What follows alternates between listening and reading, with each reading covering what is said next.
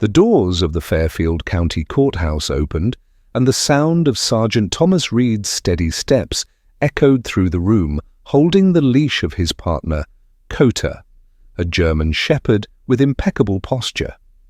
Thomas moved confidently. Guided by the loyal dog at his side, the room fell silent, as people noticed that the officer was blind, but more than curiosity. The air was filled with murmurs of doubt and disbelief. Judge Hensley, known for his sharp tongue and biting humor, wasted no time. "Well, this is unusual, let me guess." The dog writes the reports to Sergeant. His laughter filled the room, prompting nervous chuckles from some. Thomas remained composed, his grip on Koda's leash tightening slightly. Koda let out a single commanding bark that echoed through the courtroom, silencing the whispers. "Your Honor," Thomas began, his voice steady, "Koda, and I rescued a 7-year-old child from an armed ambush. Last week, if you'd like, I can explain how we did it, instead of debating who writes my reports." His tone was firm, unwavering. Sensing the rising tension, Prosecutor Sarah Blake stepped in. "Sergeant Reed, please tell us what happened that night. I believe everyone here could learn something from your bravery." As Thomas recounted the events, the courtroom grew. Still he described how Koda tracked clues in the chaos of the scene, while Thomas listened intently to every sound around him, trusting his partner completely. The story revealed a bond of absolute trust and courage that went far beyond the limits of physical sight. Even the skeptic seemed moved by the harrowing details. But Judge Hensley wasn't ready to let go of his usual sarcasm. "A nice story," he said, leaning forward. "But tell me this, how does a blind man shoot a criminal without missing? Or did the dog handle that part too?" Thomas tightened his hold on Koda's leash, a faint smile crossing his lips. "Courage, Your Honor, doesn't require sight. It only takes heart." Koda barked again this time, a low, resolute sound that cut through the tension. The judge paused, caught off guard for a moment. His expression softened, but it was impossible to tell what he was thinking as Thomas left the courtroom. Guided by Koda's steady movements, he could feel the weight of the battle ahead. Respect wasn't won in a single day, and he knew this was just the beginning of proving himself to those who refused to see beyond his disability. But as always, Koda was by his side, ready for whatever came next. Are you enjoying this amazing story? Don't forget to give it a like to support the channel and help these inspiring stories reach more people. Subscribe now and turn on the notification bell so you don't miss any updates. Your support is essential for us to keep sharing stories like this one. Thomas descended the courthouse steps, Koda's steady guidance keeping his path straight. The crisp winter air bit at his face, but the sting of Judge Hensley's words lingered far longer. The sarcastic tone, the snickers in the courtroom. It wasn't the first time he'd faced such doubt, but it never got easier. Koda, always attuned to his partner's emotions, slowed his pace, pressing gently against Thomas's leg. "Not everyone sees it, huh, Koda?" Thomas muttered, a trace of bitterness in his voice. The dog gave a soft whine in response, his ears flicking back as if he understood every word. Thomas reached down, brushing his fingers through Koda's fur. "It's all right, buddy, we've been through worse." But deep down, Thomas couldn't shake the judge's dismissive attitude and the unspoken challenge it carried. "Sergeant Reed," a voice broke through his thoughts, turning his head slightly.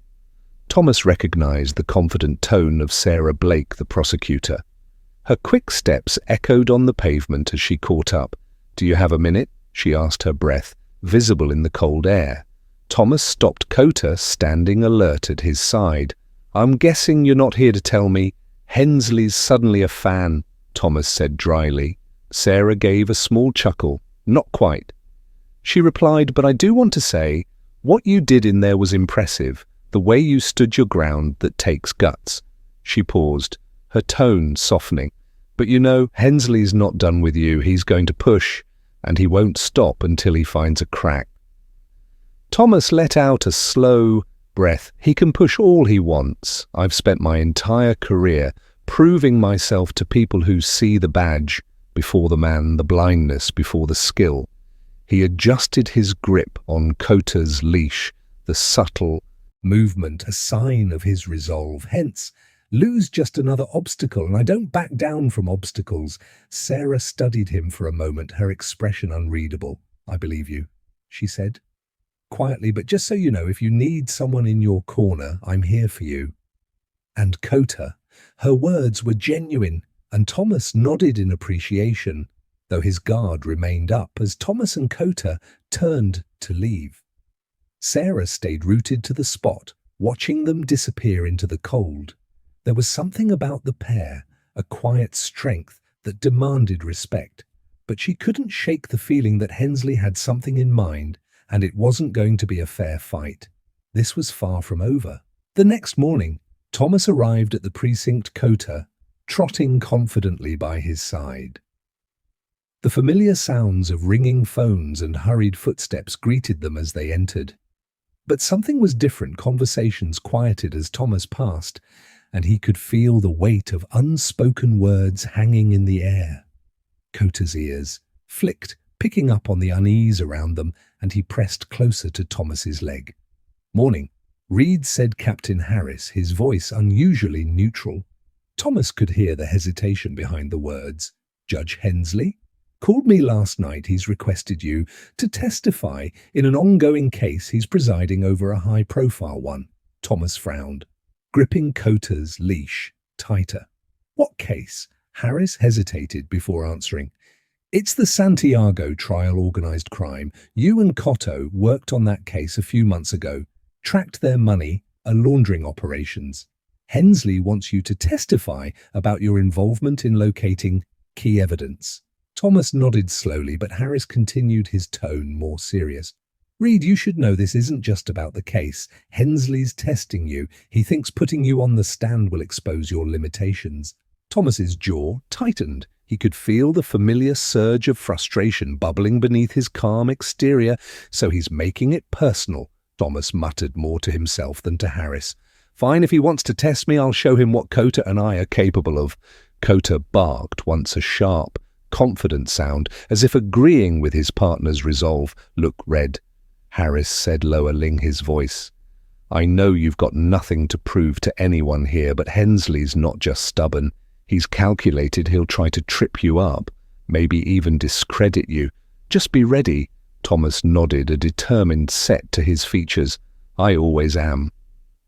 As Thomas walked away, the room seemed heavier than before, the eyes of his colleagues following him, and Koda. He knew what they were thinking, doubt, curiosity, admiration perhaps, but none of it mattered. The only opinion he cared about was the one he carried within himself, and Koda's, with his partner at his side. Thomas felt unstoppable, but even he couldn't ignore the quiet warning in Harris's words. Hensley was waiting, and this time the stakes were higher. Thomas entered the bustling courtroom with Koda at his side, the air buzzing with tension. This wasn't just another trial, it was one of the biggest cases in years. The Santiago crime syndicate was not IOUs for their ruthlessness, and Thomas's work with Koda had been pivotal in uncovering evidence that led to the indictment. But he knew this trial wasn't just about justice, it was Hensley's stage, and Thomas was the main act judge. Hensley sat at the bench, his expression unreadable, though there was a flicker of something in his eyes, amusement. Maybe Thomas stood in the center of the room, Koda at attention by his side. The room was packed with lawyers, jurors, and spectators. ERS, their eyes darting between the blind officer and his K9. Hensley tapped his gavel lightly. "Sergeant Reed, please approach the witness stand, and don't worry, we'll find a spot for your partner."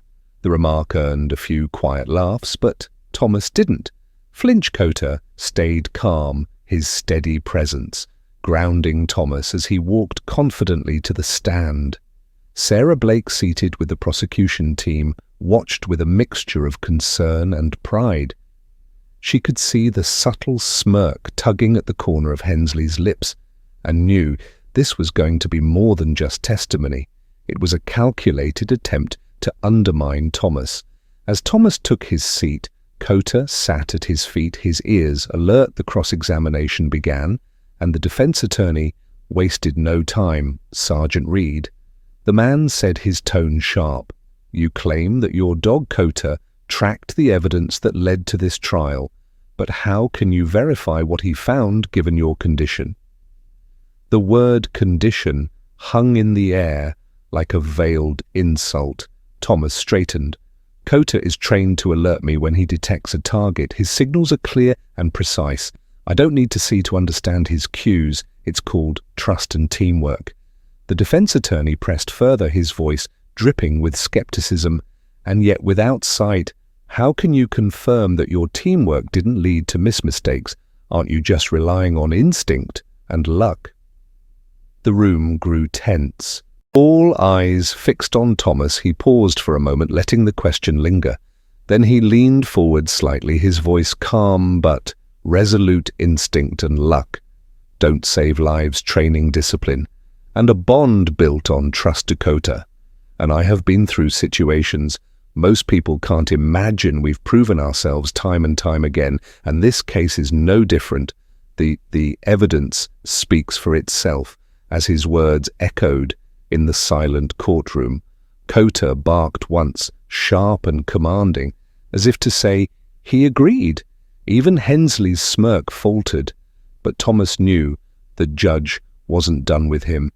Yet the next morning, Thomas arrived back at the courthouse with Koda, the weight of the previous day's grilling still heavy on his mind.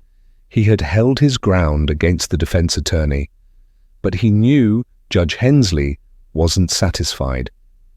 As Thomas entered the courtroom, he felt a strange energy in the air, a sense that something unexpected was coming. Koda, ever perceptive, let out a low rumble of unease, his body tensing against Thomas's leg. "All rise," the bailiff called as Hensley entered. The judge took his seat, his eyes landing on Thomas with a look that sent a clear message. Today was going to be different.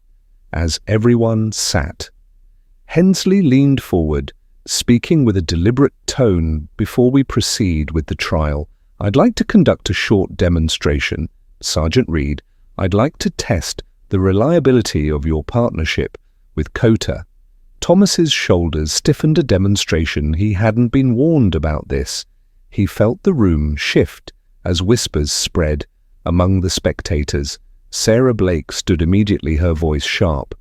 "Your Honor, with all due respect, this is highly irregular." Overruled. Hen interrupted his tone. "Sacked. If Sergeant Reed's testimony hinges on the abilities of his K9, then it's only fair to confirm those abilities in this courtroom." He turned to Thomas, his eyes narrowing. "I assume you have no objections?" Sergeant Thomas could feel the trap closing, but he refused to back down. "None, Your Honor." His voice was steady, though his pulse quickened. Koda pressed closer to him, sensing the shift in tension. Whatever Hensley had planned, Thomas knew he and Koda would face it together. The bailiff stepped forward, holding a small satchel in his hands. "This contains a decoy scent," he announced. "We've placed it somewhere in this courtroom. Let's see if Koda can locate it." The challenge wasn't unreasonable. Koda had performed similar tasks countless times, but the stakes felt different here, with every eye in the room, watching, waiting for a mistake. Thomas knelt beside Koda, running his hand over the dog's head. "All right, buddy, you know what to do with a simple command." Koda sprang into action, weaving through the room with his nose low to the ground. The courtroom was silent. The only sound, the soft clicking of Koda's claws against the floor. Thomas stood still, trusting completely in his partner. But in the back of his mind, a question lingered. Why did this feel like more than just a test? What do you think about this unexpected moment in the courtroom? Do you believe the judge is being fair by requesting this demonstration? Or is it a way to put extra pressure on Thomas and Koda Share your thoughts in the comments below. All eyes were on Koda as he moved methodically through the courtroom, his nose sweeping low to the ground. The spectators leaned forward in their seats, captivated by the scene unfolding before them. Judge Hensley sat back with a smug expression, his fingers drumming lightly on the bench. Thomas, standing still, felt the weight of the moment. He couldn't see Koda's movements, but he could hear them, soft, deliberate, purposeful. "Take your time, Koda," Thomas murmured under his breath. His partner wasn't just searching for a scent, he was carrying the burden of proving their bond to a room full of doubters.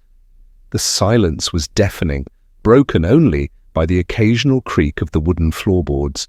As Koda worked, suddenly Koda stopped near the back of the room. He froze, his ears pricking forward, then barked sharply. Once the sound echoed off the walls, startling a few of the spectators. He nosed the corner of a table, pawing lightly at it before turning to face Thomas, his tail wagging with certainty.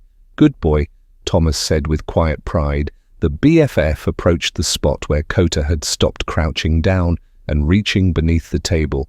A moment later, he held up the satchel for everyone to see. "He's got it." The bath confirmed. A few murmurs rippled through the courtroom, and Thomas could sense the subtle shift in energy. People were impressed, even if they didn't say it aloud. "Impressive," Judge Hensley said, though his tone was begrudging. He leaned forward, resting his chin on his hand. But let's not forget, Sergeant Reed, that this was a controlled environment out in the field. Things are much less predictable. Mistakes are costly, aren't they? The words hung in the air. And Thomas knew what Hensley was doing, trying to plant doubt to make everyone question whether he could handle real danger. Thomas stood taller, his hand resting on Koda's head. "Mistakes are costly, Your Honor. That's why Koda and I train every day to make sure they don't happen. We've been in situations far more chaotic than this courtroom, and we've never failed each other."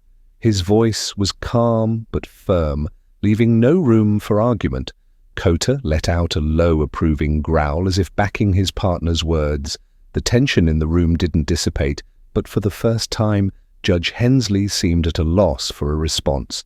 The battle wasn't over, but Thomas had just won this round. Thomas exited the courthouse with Koda by his side, the crisp winter air filling his lungs as he tried to shake off the tension of the day. The demonstration had gone exactly as he'd expected. Koda had proven his skill flawlessly, but the satisfaction of the victory was short-lived. Hensley's words still echoed in his mind, carrying a weight that was hard to ignore. Out in the field, things are much less predictable. Thomas knew that wasn't just a comment, it was a challenge. As Thomas and Koda headed toward the parking lot, Sarah Blake caught up with them, her hurried steps crunching against the gravel. "Thomas," she called, her tone sharp but concerned. "Wait a second." He paused, turning slightly toward her voice. "You know what Hensley's doing, don't you?" Thomas nodded, his expression calm but his jaw tight. "Yeah, he's testing me, trying to make me crack in front of everyone. The demonstration wasn't about Koda, it was about me. He wants me to fail." "Sarah," his voice was low, steady, but there was an undercurrent of frustration. Sarah folded her arms, her eyes narrowing as she glanced back toward the courthouse. "He's not done with you, Thomas. I've seen him pull stunts like this before. He's going to push until he finds something to use against you, whether it's in this case or the next. He doesn't believe someone like you belongs in the field, and he'll do whatever it takes to prove that." Tom, aside, running a hand over Koda's head. "Then let him try," he said firmly. "I've spent my whole career proving people like him wrong. I won't stop now." Gave Koda's leash a slight tug, signaling it was time to move, but as they walked away, Sarah's words stayed with him. She was right. Hensley wasn't done. Later that evening, as Thomas sat in the quiet of his small apartment, Koda, lying at his feet, his phone buzzed on the table. Picking it up, he heard Captain Harris's familiar voice on the other end. "Reed, we've got a new development on the Santiago case." Harris said one of their top guys is talking, but there's a catch. They want you and Koda to lead the raid to retrieve the remaining evidence tomorrow night. You and Thomas didn't hesitate, we're in, he said. But as he hung up the phone, he couldn't help but think of Hensley. Would this be the unpredictable chaos the judge had warned about? Would this raid be his chance to prove his worth or the perfect storm? Hensley was waiting for the cold wind whipped against Thomas's face as he stood outside the abandoned warehouse on the outskirts of town. The Santiago Syndicate's remaining operation was rumored to be inside, along with the evidence needed to dismantle their network for good. Thomas gripped Koda's leash tightly. Feeling the tension in the air around him, the SWAT team murmured in low voices, checking their gear and preparing for the raid. Koda stood alert at his side, his ears perked and eyes scanning the darkness ahead. "Red," Captain Harris said, stepping up to him. "You and Koda will lead the team in. We've got reports of armed guards inside, so stay sharp. If this gets messy, pull back and let us handle it." Harris's voice was calm but firm, and Thomas could tell the captain was worried. He knew the risks, but there was no room for doubt. Thomas crouched down beside Koda, running a hand over his partner's head. "You ready, buddy?" Koda let out a low growl, his muscles tensing in anticipation. "All right, then let's do this." As Thomas stood, he felt the familiar rush of adrenaline. This wasn't just a mission, it was his chance to prove, once again, that he and Koda were more than capable. The team moved in the crunch of their boots, muffled by the soft dirt. Thomas led the way Koda, guiding him with precision through the maze of crates and machinery that littered the warehouse floor. The air was thick with the scent of oil and rust, but Koda's nose was focused, searching for something more dangerous. Suddenly Koda froze, his body stiffening, as he let out a quiet, "What is it?" "Koda," Thomas whispered, his hand tightening on the leash. Koda's head tilted toward a stack of crates, and Thomas signaled for the team to stop. He could hear faint voices on the other side, followed by the distinct click of a gun being loaded. The tension in the air was palpable. "We've got movement," Thomas said softly into his radio. "Stay low and be ready." As the team spread out, Koda began to growl his warning low, but unmistakable. The voices grew louder, and Thomas knew they were out of time. "Go," he ordered, releasing Koda's leash. The dog shot forward like a bullet, disappearing into the shadows. The warehouse erupted into chaos as shouts and gunfire rang out. Thomas moved quickly, his focus razor sharp, trusting Koda to do what he did best. This was the unpredictable moment Judge Hensley had warned about, but Thomas didn't care. He and Koda were ready. The warehouse was a blur of noise and motion, every sound amplified in Thomas's mind. He could hear the rapid footsteps of the SWAT team spreading out, the sharp cracks of gunfire cutting through the air, and the echo of shouted commands. But his focus was on Koda. Somewhere in the chaos, his partner was doing what he was trained to do. Tracking, disarming, protecting. Every instinct told Thomas to follow Koda, but he couldn't see him. All he had was trust. "Koda."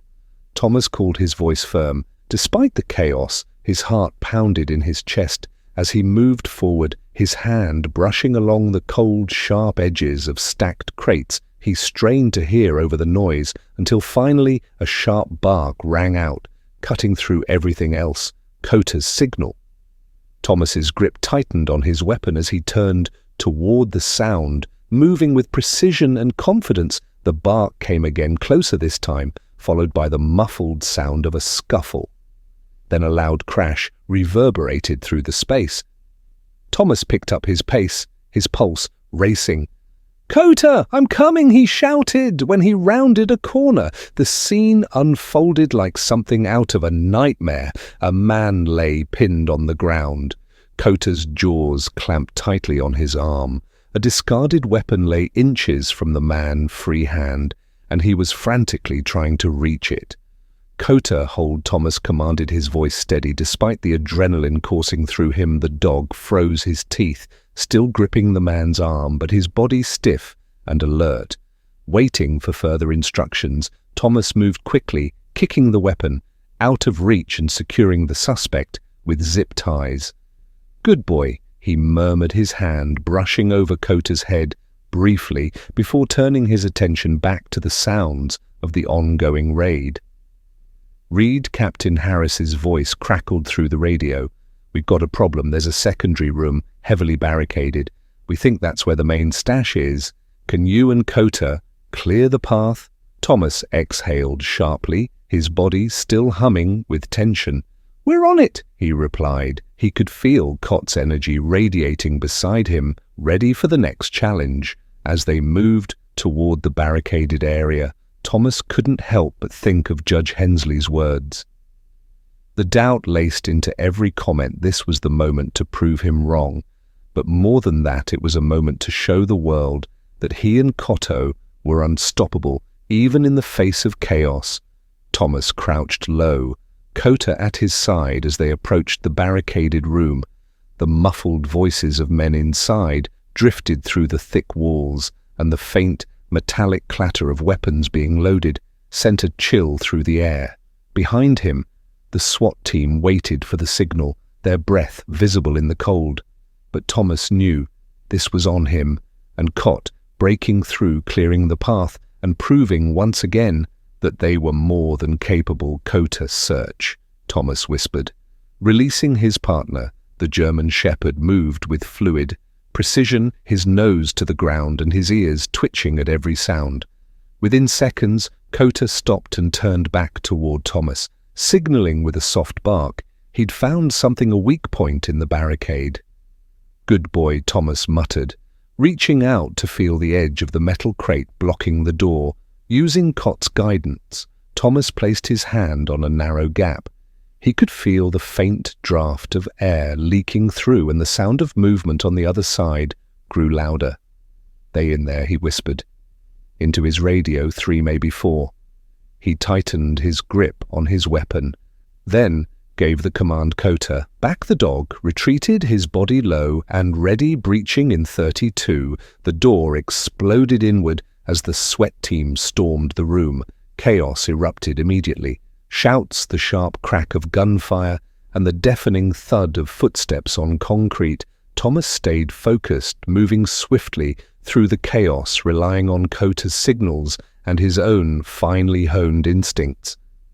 At one point, a figure lunged from the shadows, a weapon raised, but Koda was faster. He leapt, taking the man to the ground in a single powerful motion. The suspect cried out as Koda pinned him, his growl low and menacing hold.